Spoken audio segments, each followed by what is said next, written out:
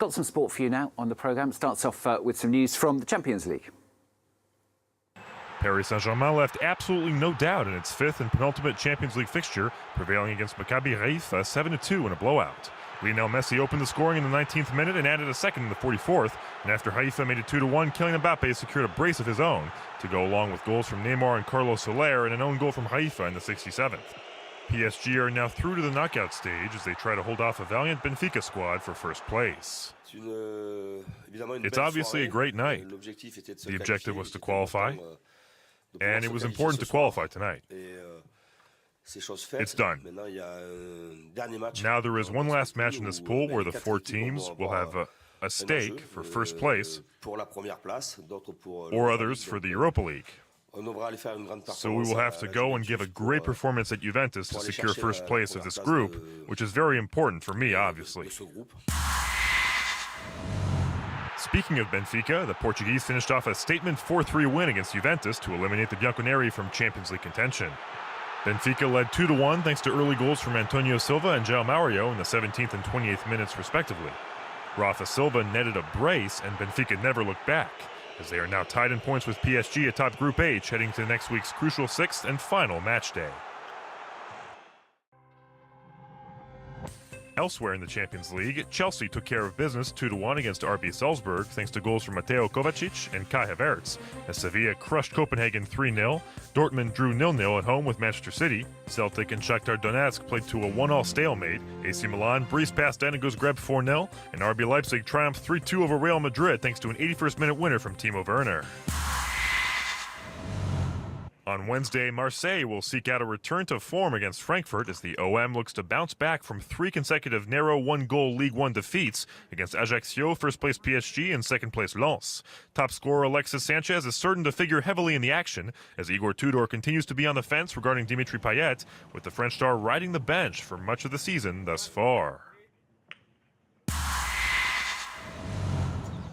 Barcelona hosts Bayern Munich in a high-stakes Group C rivalry meeting with Barca trailing in third, 8 points shy of Bayern and 3 behind Inter as the clock is ticking and elimination beckons. It will be all hands on deck for Barca as the Catalans need a win to keep their title hopes alive. Barcelona coach Xavi admits they have only a small chance of Champions League progress to the round of 16. I'm always positive. You know this already from the past few months since I joined. But the result won't depend on us. That's the tragedy. And when the result isn't only down to you, it's hard to stay positive. That's it. The situation is uncomfortable and it isn't an easy one for us. But we must just go on the pitch and win the game. Obviously, we will be paying attention to what happens in Milan with Inter against Victoria Pilsen. But when the result doesn't depend on you, you start to get this not-so-positive sensation. It's logical. It's human. Julian Nagelsmann's side would be confirmed as group winners on Wednesday with a victory. The Roten will once again rely on young star Jamal Musiala, with Eric Maxime Choupo-Moting having scored 4 goals in his past 3 games. And there is much to look forward to on Wednesday as Liverpool travels to Amsterdam for a face-off against Ajax. In other fixtures, Napoli takes on Rangers, Atletico squares off with Bayer Leverkusen, Club Brugge battles FC Porto, Inter hosts last-place Victoria Pilsen, and Spurs squares off with Sporting at home.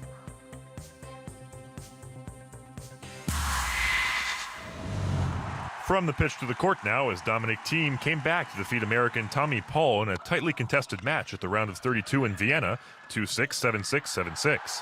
The Austrian home favorite staved off 2 match points, rattling off an array of strong ground strokes to escape elimination and squeak his way into the round of 16, as it took him 2 hours and 58 minutes to prevail in a marathon showdown with his persistent rival. Thiem moves on to face the winner of world number 4 Daniil Medvedev and Georgian Nicolas Basilashvili in the last 16.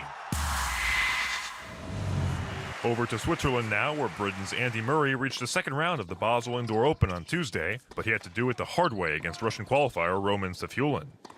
The 35-year-old's former world number 1 lost the first set on a tiebreak and then had to save 5 break points in the third game of the second set before he broke through himself to lead 4-2 and served out to level the match. Murray came back from down 4-1 in the final set to win 6-7, 6-3, 6-4 as he advances to face Roberto Bautista Agut in the round of 16.